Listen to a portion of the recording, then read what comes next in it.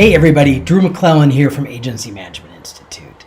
This week, as always, I had some great conversations with agency owners, and as always, they had some interesting questions. Some of the questions that I got asked this week were, we are trying to book our PPP funds properly, so where do those funds show up in our balance sheet, and do they have a place in our P&L?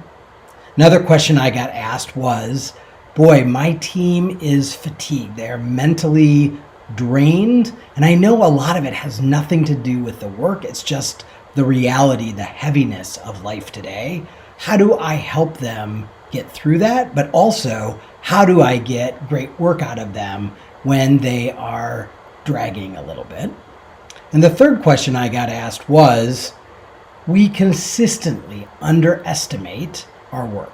Seems like no matter what we do, we can go back and look at historic or whatever it may be, but we get it wrong.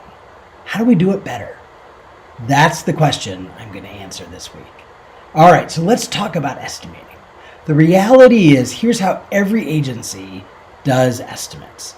In some fashion or form, they go around the room and they say to each person who's going to touch a project, how long is it going to take you to do your part? How long is it going to take you to do your part? How long is it going to take you to write this or to art direct this or to code this? And then the team puts together an estimate. We multiply it by our blended hourly rate, and voila, there's our estimate. The problem is, it's never right. And one of the reasons why it's never right is because when you ask Babette how long it's going to take her to copyright an ad, or you ask Mary how long it's going to take her to code a landing page, or you ask Jack how long it's going to take him to edit a video, all of them give you their best guess.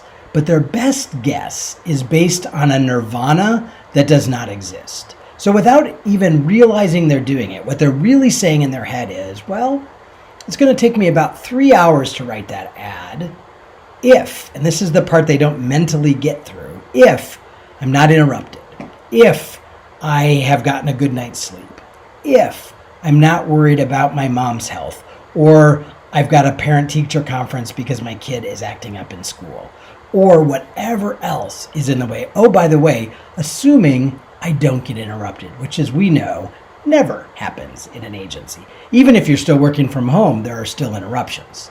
So the problem is our methodology for creating estimates is flawed from the very get-go.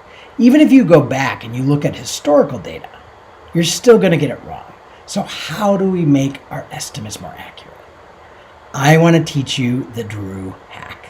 So here's the reality. You can try to improve in all the ways you can to make your estimates better, but odds are you're always going to be off. The fail-proof way, the foolproof way, maybe it's fail-proof and foolproof, way to make sure that your estimates are closer to accurate is to apply the Drew hack. And what that is I want you to go around and find out what everyone thinks that they're going to do in terms of how many hours they're going to put into a project, however you normally do your estimate. Get your estimate, multiply it by your blended hourly rate, and here's the hack. I want you to multiply it by anywhere from 1.3 to 1.5, depending on how bad your estimates typically are. And what you're going to find, with very few exceptions, is somewhere between the 1.3 and 1.5 number is your actual accurate estimate.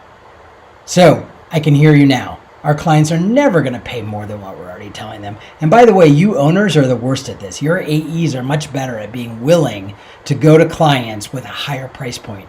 You're the ones that need to sort of stir up some courage and say to your client, look, this is what it's going to cost. But I promise you, they are going to buy it more often than not. So I was with an agency about a year ago, and they were stuck in single-digit profitability, could not break loose from it. And so when we looked, what we realized is all their estimates, they were just writing time off left and right.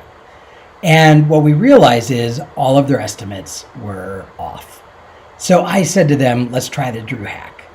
Now the AEs in this case were like, oh my gosh, no, our clients will never sign off. They already push on us for price. I said, you know what? Let's agree to do this for 90 days. Let's agree to take every estimate, multiply it by 1.3, And let's keep track of how many times the client says no because of price. And let's keep track of how accurate our estimates are with the 1.3 hack. So I came back 90 days later. Two things happened. Number one, in all of 90 days, and this was a project shop, they did a lot of jobs in 90 days. One client pushed back on the 1.3 price one time. So of all of their clients and all of the projects, only one got a pushback. And the second thing happened, they went from single digit profitability to 12% profitability in 90 days, all because their estimates were more accurate.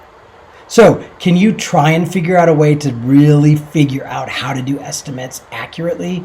More power to you. But in the meantime, while you're figuring it out, I want you to use the 1.3 to 1.5 hack and see how that serves you, because I think it's going to serve you pretty well. Okay? I'll be back next week with another question and another answer.